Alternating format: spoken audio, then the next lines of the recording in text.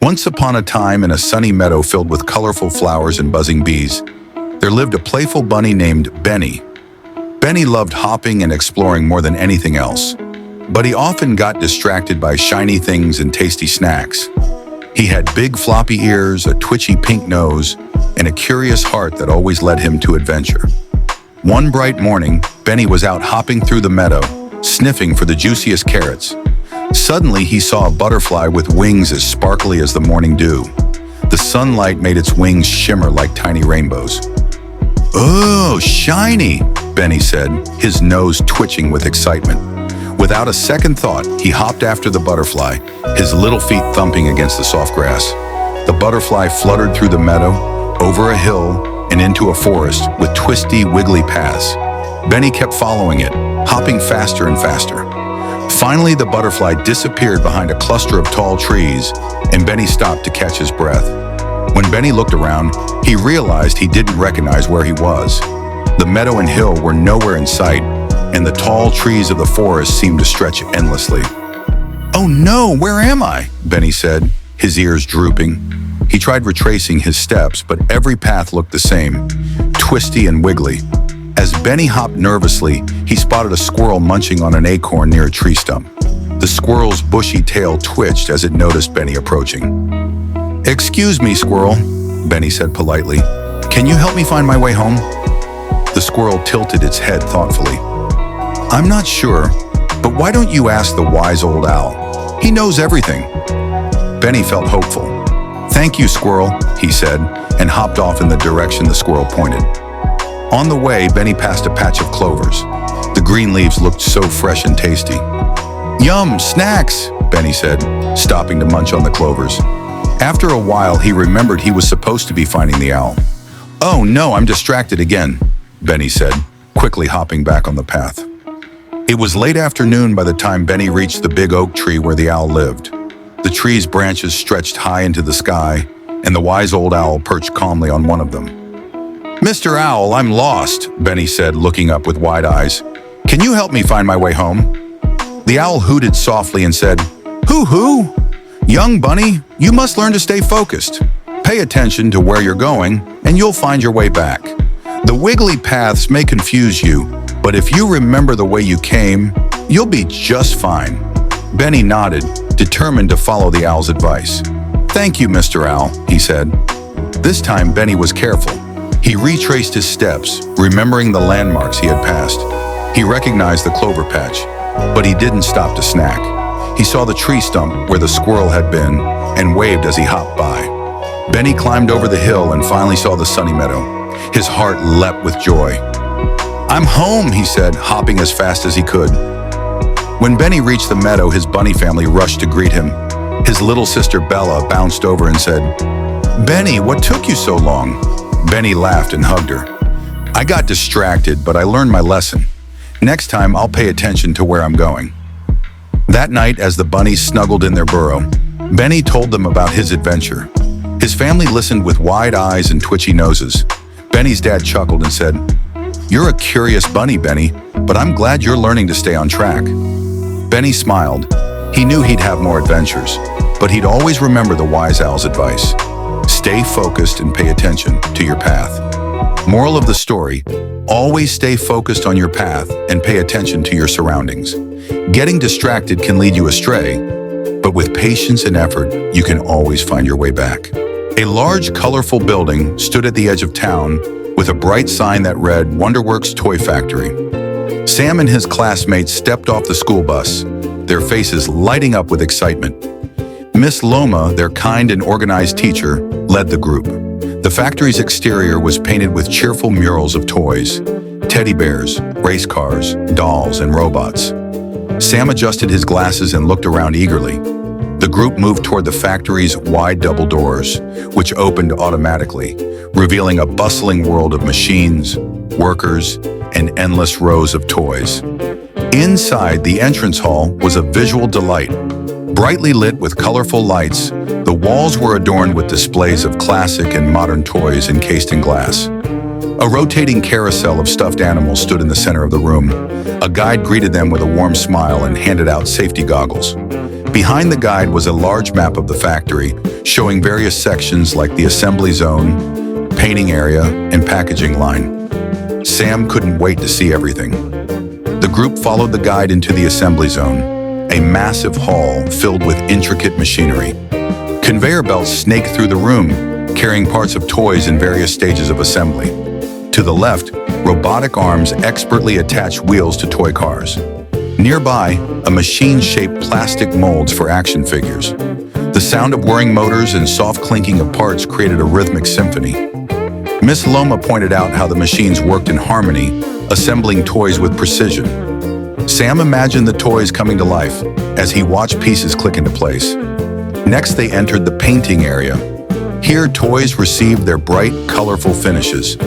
In one section, a line of white teddy bears passed through a spray painting machine, emerging as vibrant blue, pink, and brown bears. Another machine painted intricate details on toy soldiers, their tiny helmets gleaming. Workers in uniforms inspected the toys, ensuring every detail was perfect. Sam marveled at the precision of the machines and the steady hands of the workers. The group moved to the stuffing station, where soft toys were brought to life. A large machine with hoses filled plush animals with fluffy stuffing. Workers then sewed the final seams, ensuring the toys were snug and huggable. Sam watched as a worker demonstrated how to stuff a teddy bear, letting the kids feel the fluff. He smiled as he imagined hugging one of the newly made bears. In the packaging line, finished toys traveled along conveyor belts to be boxed and wrapped. Machines folded colorful boxes and sealed them with precision. Workers added final touches like ribbons or stickers. Sam noticed a stack of toys being prepared for donation to a local children's hospital, which warmed his heart. Miss Loma explained the importance of sharing joy with others, which made the class smile. The last stop was the innovation room, where designers worked on new toy concepts. Sketches of future toys covered the walls, and 3D printers hummed as they created prototypes. Sam's eyes widened as he saw a miniature robot being tested. It could walk, wave, and even play music. The designers explained how they used creativity and technology to invent toys that inspired imagination. Before leaving, the group visited the factory souvenir shop. Shelves were packed with toys, from miniatures of what they'd seen being made to limited edition items. Sam used his pocket money to buy a small stuffed bear, a perfect memory of the day. The class left the factory buzzing with excitement, each child clutching their new treasures. As the bus drove away, Sam looked back at the colorful building, already dreaming of the toys he might create one day. A sunny afternoon in a quiet village near the sea. Two brothers, Joni and Ralph, along with their younger sister Luna, are playing in their backyard. Their pet dog, Bobo, a lively golden retriever, runs around excitedly. Luna, Joni, and Ralph were siblings who loved adventure more than anything. Every day, their backyard transformed into a jungle, a kingdom, or a pirate ship. And of course, Bobo, their loyal dog, was always by their side, ready for any fun they could dream up. The children are building a fort out of old blankets and sticks, pretending to be pirates. Joni. I'm Captain Joni of the mighty ship. Sea Dog. We're sailing to find the lost treasure of the Golden Island. Ralph. Aye, Captain. And I'm First Mate Ralph. Let's steer the ship, mateys. Luna. And I'm the treasure map keeper. I'll make sure we find the treasure before anyone else. Bobo barks happily and runs in circles around the makeshift ship, wagging his tail.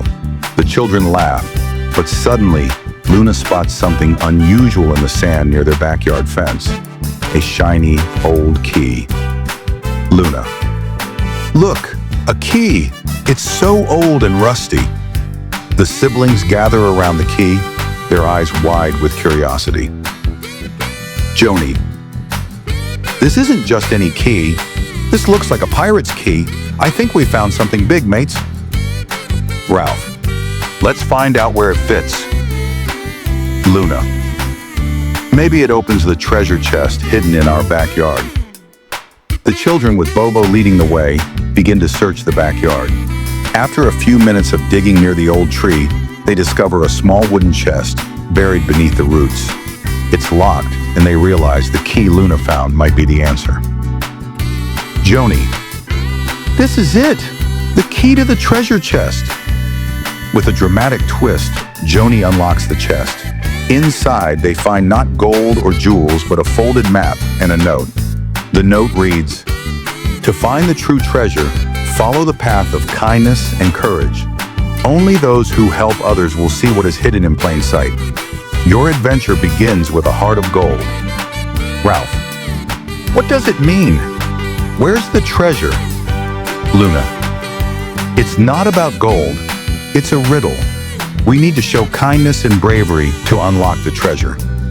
Joni, let's go on the adventure then. We're pirates and we'll solve this mystery together.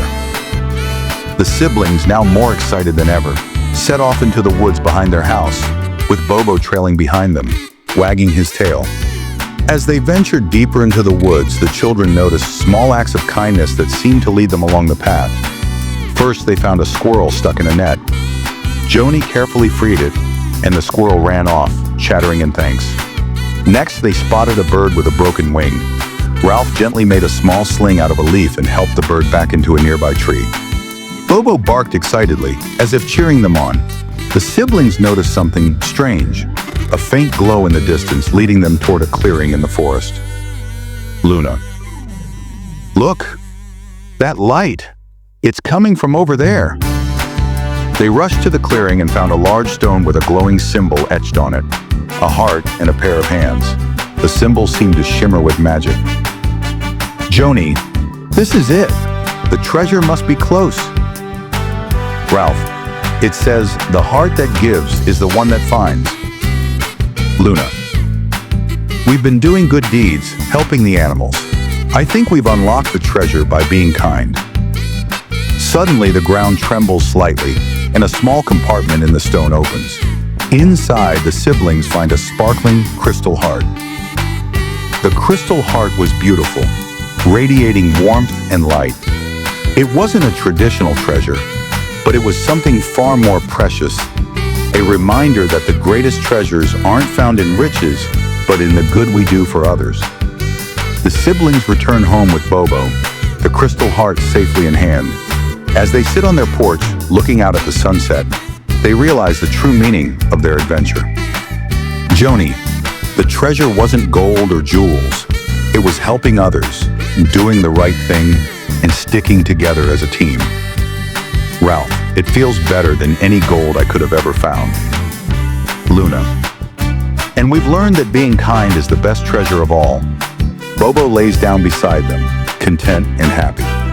From that day forward, the siblings knew that true adventures weren't about seeking fame or fortune. The greatest treasures were the love and kindness they shared with each other, the good deeds they did, and the lessons they learned